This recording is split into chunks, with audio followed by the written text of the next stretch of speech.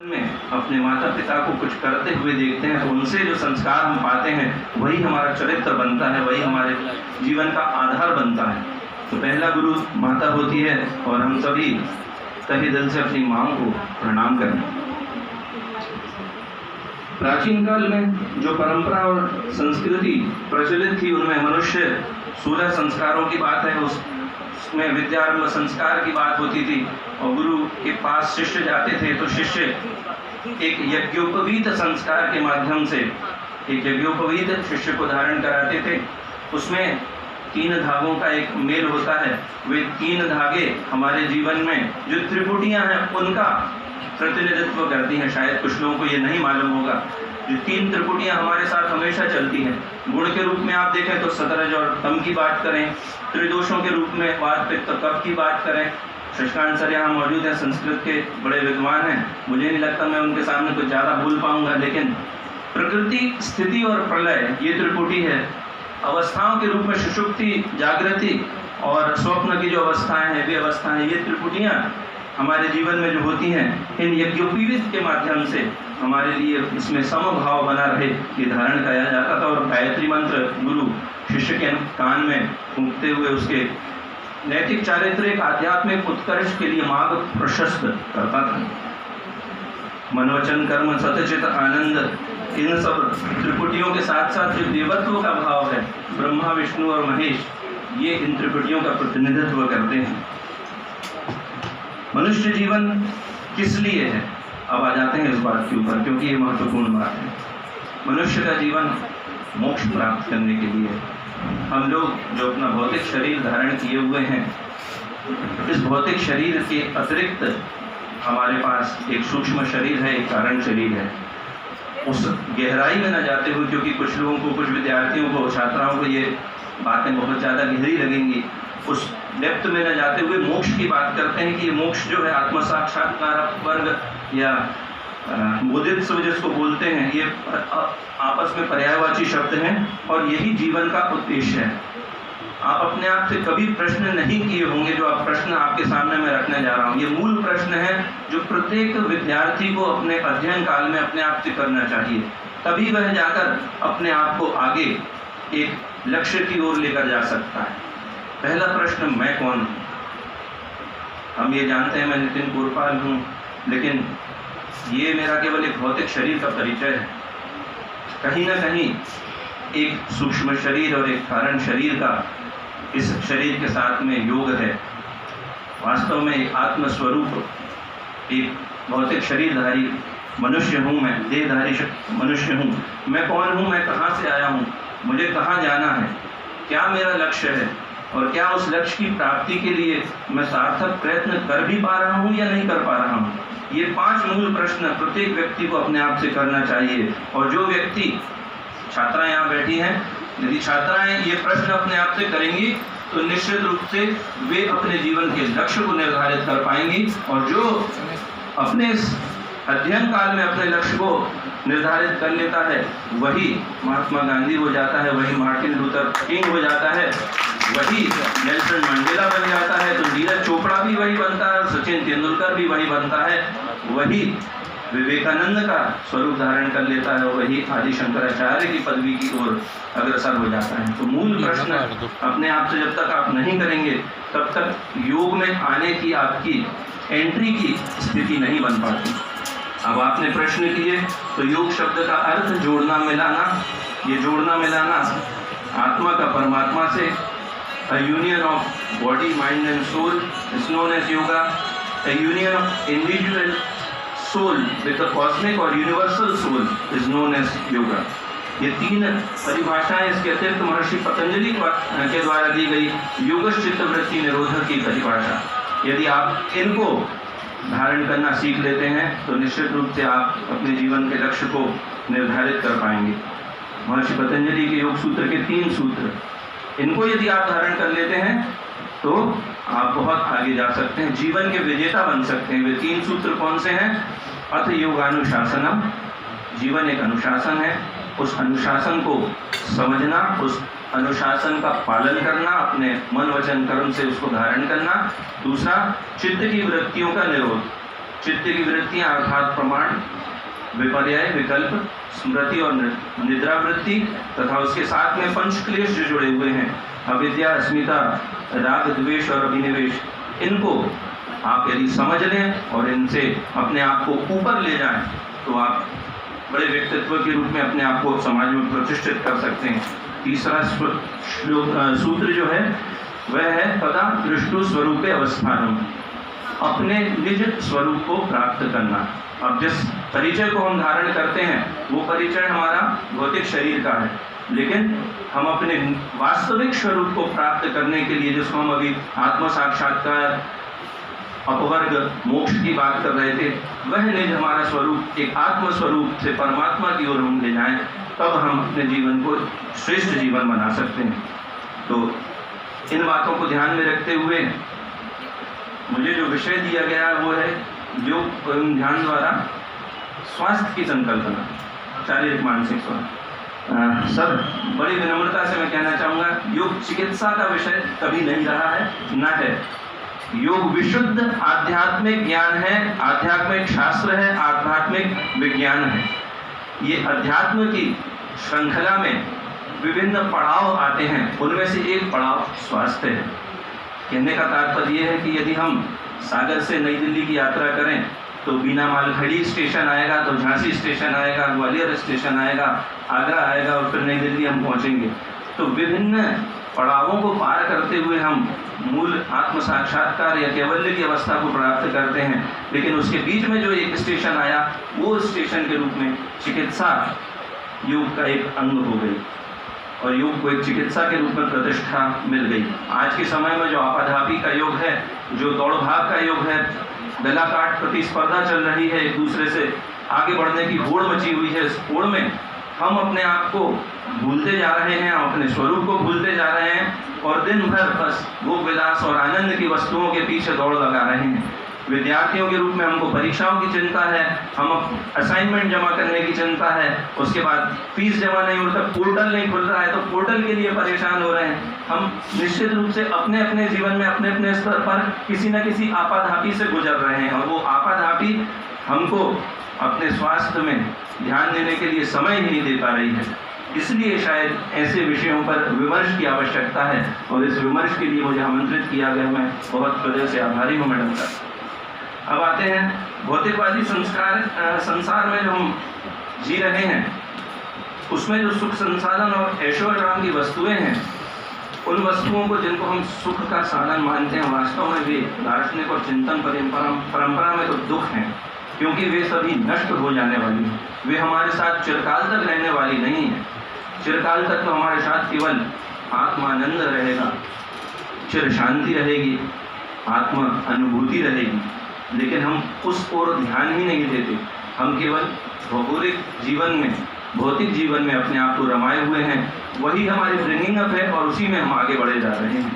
इस क्षणभंगुर सुखों के पीछे हम जो भाग रहे हैं, उससे हमारा कभी कल्याण होने वाला नहीं है। इसलिए योगमय जीवन में हमको उतरना पड़ेगा और वैराग्य और अध्यात्म को अपनाना पड़ेगा। मूल व्याधि यदि अविद्या का नाश कर लिया जाए तो उससे ही हम, अविद्या क्या है? विपरीत ज्ञान, अज्ञान या मिथ्या ज्ञान।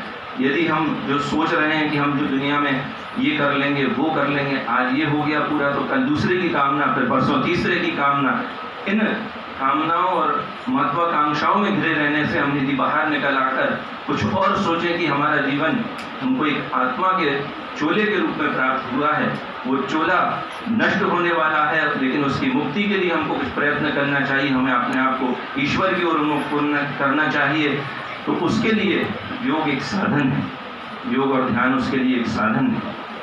एक बार जीवन में यदि अध्यात्म प्रवेश कर गया तो फिर कोई सुख नहीं, फिर कोई दुख नहीं, फिर तो केवल आनंद ही आनंद होगा।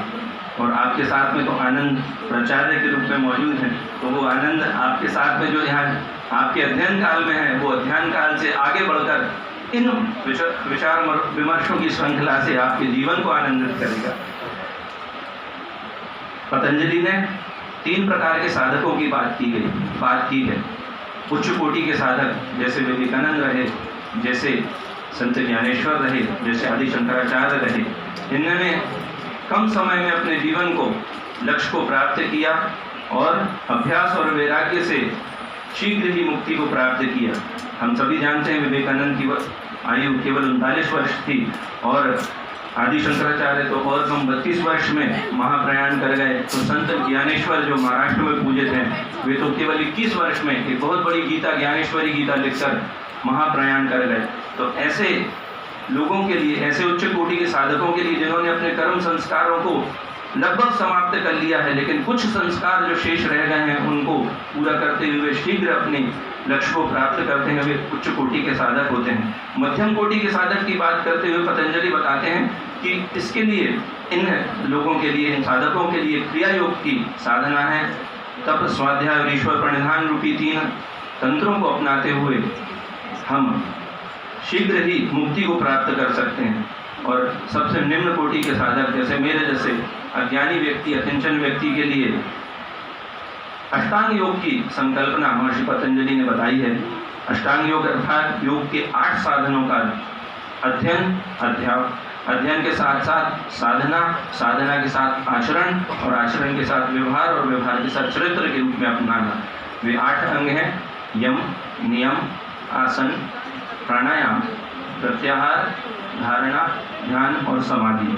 तो अभी जो योग और ध्यान की बात चल रही है उसके संदर्भ में ध्यान की जो संकल्पना है वो 7वें क्रम पर आ रही है। तो उसके पहले एक मनुष्य को तैयार होना है कि वह साधना के लिए अपने आप को पहले परिपक्व तो बना ले, पहले उस विद्या को जानने के पूर्व अपने आप को तैयार तो कर ले, शारीरिक रूप से, मानसिक रूप से और फिर आध्यात्मिक रूप से। तो उसके लिए बाह्य आचरण के 5 साधन यम के रूप में बताए गए: अहिंसा, सत्य, अस्तेय, अपरिग्रह और ब्रह्मचर्य का पालन। मन वचन कर्म से सत्य और अहिंसा का पालन। तो अपरिग्रह अर्थात ग्रहण न करना, बहुत ज़्यादा संग्रह न करना। अस्तेय अर्थात दूसरों की वस्तुओं पर बुरी नजर न रखते हुए दूसरों का जो कमाया हुआ है उसको न चुराना। और फिर इंद्रिय निग्रह, ब्रह्मचर्य की साधना। दूसरे सोपान में मनुष्य आचरण के आंतरिक आचरण बताए गए नियम के रूप में: शौच, संतोष, तप, स्वाध्याय और ईश्वर प्रणिधान। शौच अर्थात बाह्य रूप से अपने आप को शुचिता के लेवल पर लाना और आंतरिक रूप से अपने अंगों की सफाई करना। तप, हम संतुष्टि का भाव यदि धारण कर लेते हैं तो आधे जीवन को तो हम वैसे ही जीत लेते हैं। जैसे किसी सामान्य प्राणी के लिए ये देखकर अपने आप को मान लेना कि ठीक है, मुझे उसमें मेहनत करने की क्षमता नहीं, जितने अंक मुझे प्राप्त हो गए वो ही मेरे लिए पर्याप्त है। संतुष्टि का भाव बहुत आवश्यक है। यदि ये संतुष्टि का भाव आ गया तो हम अनावश्यक प्रतिस्पर्धा में नहीं बटेंगे और उससे हमारा मन कभी नहीं भटकेगा, हम मानसिक रूप से स्वस्थ और बलिष्ठ होंगे। तप, स्वाध्याय, ईश्वर प्रणिधान। तप अर्थात अपने शरीर को तपाना। हम लोग थोड़ा सा भी बाहर गर्मी ज़्यादा होती है तो लगता है कि फटाफट किसी पंखे के अंदर, पंखे के नीचे चले जाएं। पंखा प्राप्त हो जाता है तो फिर लगता है कूलर प्राप्त हो जाए तो थोड़ा और ठंडक मिलेगी। कूलर आ गया तो फिर एसी की ओर हमारा ध्यान चला जाता है। तो ये महत्वाकांक्षाएं हमको आगे इसी ओर प्रवृत्त किए रहती हैं और हमारे मन को भटकाए रहती हैं। तो तपाना अर्थात अपने शरीर को तपाना कि ठीक है, ये बरसात का मौसम है तो यहाँ पानी को गिरना ही है। हम अपने कर्मों को ऐसा, हम अपनी दिनचर्या को ऐसा व्यवस्थित करें कि पानी के आगे पीछे हमारे कर्म हो सकें। हम अपने शरीर को इस गर्मी को और ठंड को सहन करने के लायक बना सकें। स्वाध्याय, अपने आप का अध्ययन। शास्त्र अध्ययन तो है ही है, लेकिन अपना अध्ययन, जैसे अभी हम बात कर रहे थे कि जिसने दुनिया को जानने का प्रयत्न किया वो दुनिया को ही जानने के फेर में लगा रहता है, अपने आप को जान ही नहीं पाता। हम क्या हैं, क्यों हैं, किस लिए हैं, ये मूल प्रश्न अपने आप से करते हुए अपने आप को जानने की प्रक्रिया। स्वाध्याय के पश्चात ईश्वर प्रणिधान। हर लेवल पे अपने आप को शरण गति ईश्वर के समक्ष नतमस्तक कर दीजिए। जो भी आप सोचेंगे, जो भी आप करना चाहेंगे वो आपको सिद्ध होगा, वो आपको फलित होगा। ये शुभ संकल्प धारण करके आप ईश्वर के शरण में चले जाइए, निष्काम भाव से उसको समर्पित हो जाइए, तो आपकी सोची हुई हर बात आपको सफल होगी। आसन के माध्यम से तीसरा सोपान, शरीर को योग अभ्यास के माध्यम से बलिष्ठ और पुष्ट बनाना। प्राणायाम अर्थात प्राण ऊर्जा का शरीर में संवर्धन, शरीर को जो ऊर्जा है, शरीर की जो ऊर्जा है उसको अनावश्यक बहने न देना, उसको साधना, उस पर नियंत्रण करना, प्राणायाम का अभ्यास। प्रत्याहार अर्थात इंद्रियों को, ये हमारे जो आँख, कान, नाक, जिह्वा, ये सब हैं इंद्रियां, इनको विषयों से विमुख करना। हम केवल बाहरी दुनिया में यदि खोए रहेंगे तो कभी अंदर की ओर उन्मुख नहीं हो पाएंगे। इसलिए ये प्रत्याहार की भावना, ये धारणाएं 5 करने के बाद मनुष्य जो है तैयार होता है साधना के आंतरिक पथ की ओर प्रवेश करने के लिए, जिसको अंतरंग साधना कहते हैं। यहाँ जब इंद्रिय जय की अवस्था प्राप्त कर ली तो उसके पश्चात हमें एक विषय पर अपने आप को केंद्रित करना होगा, धारण करना होगा एक विषय। उस विषय की गहनतम चिंतन और एकाग्रता की प्रक्रिया को ध्यान कहते हैं। तत्र प्रत्ययिकतानता ध्यानम, जो प्रत्यय है, कोई भी विषय हमने जो धारण किया उस विषय में गहराई से कूद जाना, उसमें गहराई से रम जाना, लग जाना, वह ध्यान में परिणत होता है और ध्यान समाधि की ओर ले जाता है, जो मनुष्य जीवन का उद्देश्य है। ईश्वर से एकाकार हो जाना, निज स्वरूप को प्राप्त करने का, ये सब जब 7 स्टेप को आप पार कर लेते हैं तब 8वीं अवस्था आती है। तो हम सब जैसे एक विशाल सागर हैं, उस विशाल सागर की कुछ बूंदें हैं, एक बोतल रखी है उसमें भी जल है, एक बाल्टी है उसमें भी जल है, एक तालाब है उसमें भी जल है, एक नदी है उसमें भी जल है, और सागर में भी जल है। उस सागर में से हम यदि कुछ बूंदें निकाल लेते हैं तो उसका नाम बदल नहीं जाता। तात्पर्य यह है कि हम उस परमात्मा के एक अंश हैं, हमारे अंदर भी पूर्ण परमात्मा विद्यमान है। उस परमात्मा को खोजने में हम अपना जीवन व्यतीत करना होगा, या लगाना होगा।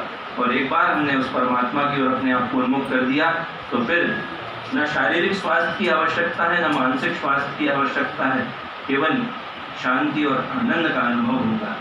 मुझे इस विषय पर कुछ बातें रखने के लिए आपके समक्ष आने का अवसर दिया। मैं महाविद्यालय के प्राचार्य की अनुमति से एक छोटा सा ध्यान का अभ्यास कराना चाहूँगा। यदि आप अनुमति दें तो मैं सभी से निवेदन करूँगा, अपनी कमर गर्दन को सीधा करके बैठ जाएं, आंखें बंद कर लें, क्योंकि ध्यान पर बात करना है और ध्यान पर कोई प्रायोगिक बात ना हो तो वो वक्तव्य अधूरा होगा। तो मैं ऐसा अधूरा कार्य खुद भी मन से नहीं करना चाहूँगा। एक बात तो मैं प्रारंभ में ही आपको बता देना चाहूँगा कि ध्यान कराया नहीं जा सकता, लेकिन कुछ प्रक्रियाएं हैं जिनके माध्यम से हम एकाग्रता का अनुष्ठान कर सकते हैं, जिसको हम परिपक्व अवस्था में ध्यान कहते हैं।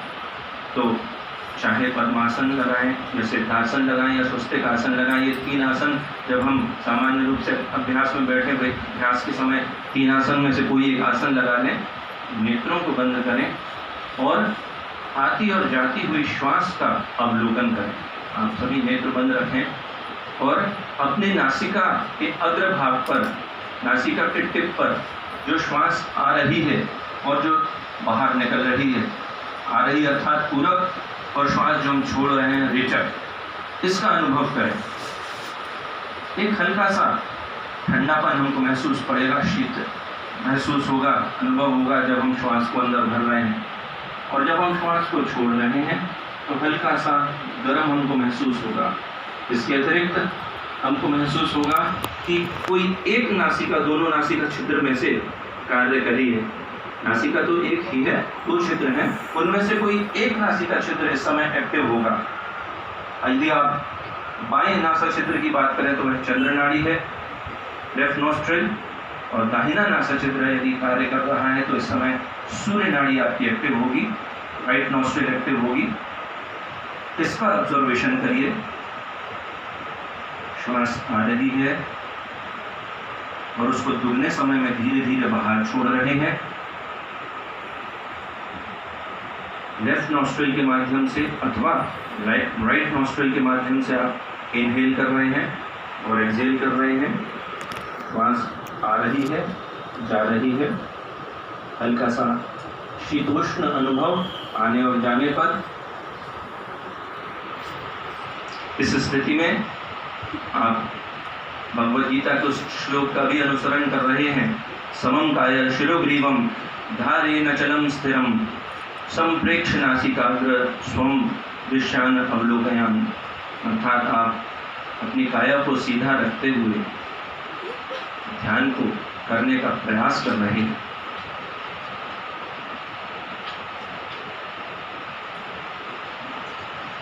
इस ऑब्जर्वेशन में आप ये भी देख रहे होंगे कि जब श्वास ले रहे हैं तो कहाँ तक आप उसको अंदर खींच रहे हैं और कहाँ तक से उसको बाहर निकाल रहे हैं। अर्थात जब श्वास को ले रहे हैं तो हृदय के नीचे, फेफड़े से नीचे यदि आप उधर तक श्वास को भर पा रहे हैं तो वास्तविक रूप से आप श्वास की उस प्रक्रिया को सही कर रहे हैं, जैसा कि योग में बताया गया है। और वहीं से पूरा छोड़ते हुए आप श्वास को पूरा पेट से खाली करते हुए फेफड़ों से, नासिका मार्ग से पूरा बाहर निकाल रहे हैं और ऑब्जर्व कर रहे हैं कि आपके नासिका छिद्र का एक भाग एक्टिव है।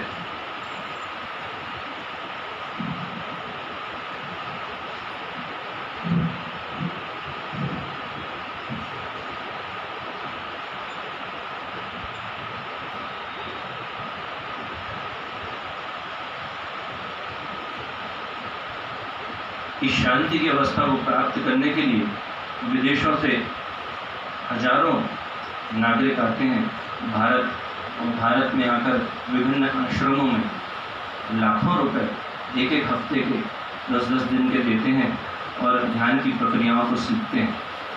और हम अपने देश के नागरिक होकर अपनी मूल प्राच्य विद्याओं को भुला रहे हैं। शायद इसलिए राष्ट्रीय शिक्षा नीति में, नवीन राष्ट्रीय शिक्षा नीति में भारतीय ज्ञान परंपरा में प्राच्य विद्याओं पर बल दिया गया है। अब हम 3 मात्राओं में ओमकार का उच्चारण करेंगे, अकार, उकार और मकार। अब जैसे अभी दोपहर का समय है लगभग, तो शास्त्र या उपनिषद कहते हैं इस समय उकार अर्थात बीच की मात्रा जो होती है उसको लंबा खींचा जाता है। प्रातः वेला में जब ओमकार का उच्चारण किया जाता है तो अकार मात्रा को लंबा खींचा जाता है, ऊ और मां सम रहते हैं। उसी प्रकार से जब सांध्य काल में, शाम के समय में ओम का ध्यान किया जाता है या ओम का अभ्यास किया जाता है तो मकार मात्रा लंबी खींची जाती है, अ और ऊ सम रूप में चलते हैं। अभी हम दोपहर में हैं, ये भूल करके केवल तीनों मात्राओं को सम रूप से 3 बार ओम का उच्चारण करने का प्रयत्न करेंगे। आप साथ में करें, लंबी श्वास अंदर,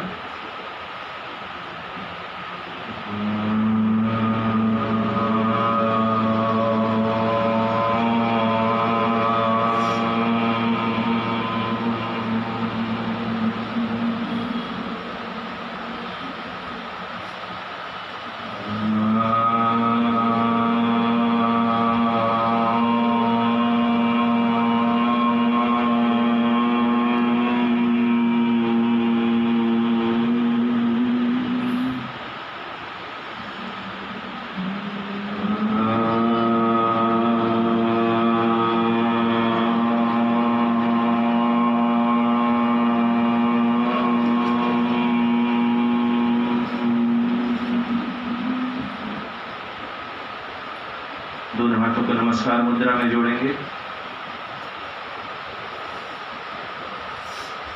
कुछ क्षण स्थिर रहते हुए अंत में मैं आप सभी के प्रति आभार और कृतज्ञता ज्ञापित करते हुए आप सभी में विराजमान परमात्मा को एक बार पुनः नमन करता हूँ और इस श्लोक मंत्र के माध्यम से अपनी वाणी को विराम दूंगा। ओम पूर्णमदः पूर्णमिदं पूर्णात् पूर्णमुदच्यते पूर्णस्य पूर्णमादाय पूर्णमेवावशिष्यते। ओम शांति शांति शांति। मुझे समय देने के लिए बहुत बहुत धन्यवाद। मैं आपके प्रति हृदय से कृतज्ञ हूँ।